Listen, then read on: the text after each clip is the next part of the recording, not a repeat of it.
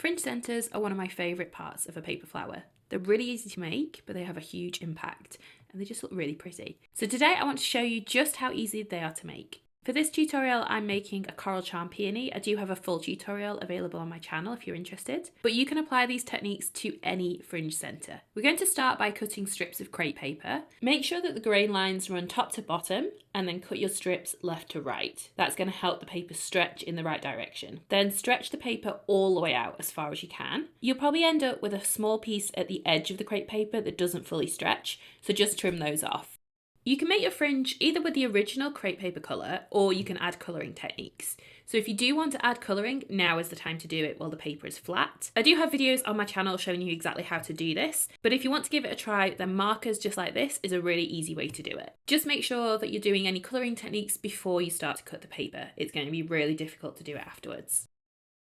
So check that your strip is fully stretched out, just pull that really tight between your two thumbs. And then I like to fold my paper over because it really speeds up the process. Cutting fringes can take some time, especially when you're new to it. So if you can speed it up even just a little bit, that's always a good thing. So fold the paper in half. If your scissors are really sharp, you might even be able to do this 4 times. The key here is to make sure that you have sharp scissors, and the ones that have this point at the end, so they cut right to the tip, are really good for fringes. And then we're going to start the cuts. So the very first one you want to do is along the fold line.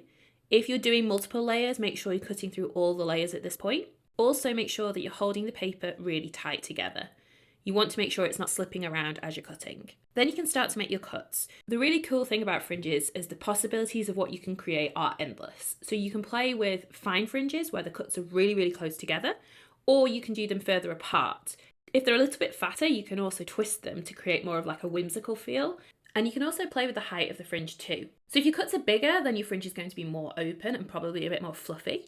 And then if you just do really small cuts at the edge of the paper, then it's going to be a lot tighter. You can also then play with the height of the actual paper fringe itself, if you want that to be really small or if you want that to be really big as well. For the coral charm peony like this, I'm using a flat fringe. My strips are about 2 inches tall and I'm cutting about 2/3 of the way in. I'm also trying to get the fringe quite close together because I'm not planning to twist it. So that's what we're going to focus on today, but I will have other videos showing the different techniques. Take your time when you're doing this. It can take a long time, especially when you're first starting out. So please don't worry if it does take you some time. You will get faster, I promise. Once you've cut all the way across the strip, just open it out and check all of the pieces are cut properly. If there's any fatter pieces, then you can also go back in and trim those too. And then you can repeat that for all of your strips. If you want a really fluffy centre, then do lots of fringes. If you want something tighter, then you can get away with less. One of the things that I like to do, especially for the coral charm peony, is to curl the fringe. So you can do this around scissors, a pencil, or a paintbrush like I'm using here, and just hold that in the same way as you would curl like a ribbon or something. So hold it between your thumb and the underside and then just curl it around. You need to pull it tight as you're doing it as well. So for this particular fringe, I want all of it to curl in. So I'm going to repeat this process for all of my pieces. And then I like to work in small sections. I find it a lot easier to manage, but it also creates like a really fluffy centre. So what I like to do is glue 3 strips together. So I'm just using tacky glue here, and I use a cocktail stick and a little pot to decant it into. When it's a little bit tackier and it's had the air get to it, then it's easier to work with. So I like to make all of my groups of strips first, and then you can start to see what it's going to look like when you wrap it around the flower centre. And then to attach it to the flower, you just need to add a glue strip to the bottom of the fringe and then attach that around your centre, whether that is some calyxes or just a small piece of wire that you've covered with crepe paper because it's going to be hidden. As I say, it really depends which flower you're making. So then I just keep working my way around, adding the groups of fringe, pulling it tight as I'm attaching it, and I start the next fringe from where the previous one ended. That's going to keep it even all the way around. And then just repeat the process until you're happy with the centre.